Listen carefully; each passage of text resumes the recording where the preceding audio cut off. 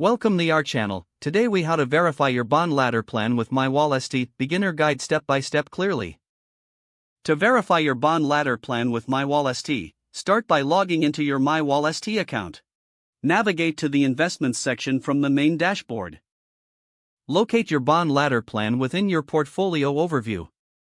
Click on the bond ladder plan to open the details. Review the list of bonds included in your ladder.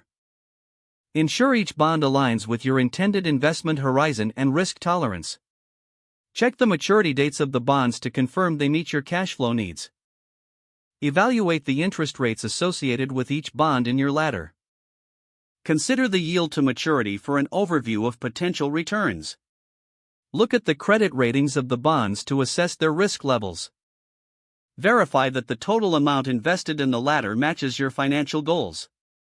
Utilize the analytics tools within MyWallSt to analyze performance metrics. Adjust your bond selections if necessary based on your findings. Consult the educational resources available on MyWallSt for further insights. Consider seeking advice from a financial advisor if you have questions. Once satisfied, finalize any changes to your bond ladder plan. Save your updated plan and log out of your account. If the page does not load, refresh the browser or try again in a private or incognito window. Make sure you are using the correct email address, then retype it carefully to avoid small typos. If your password is not accepted, use the reset option and create a new strong password you can remember.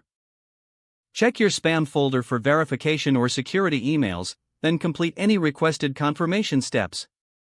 Enable two-factor authentication if available to improve account security and reduce unauthorized access risk. After signing in, review your profile details so your contact information and settings are accurate and current. If you see an error message, note it down and try again after restarting your device and internet connection. Log out when you finish, especially on shared devices, to keep your account and payment information secure.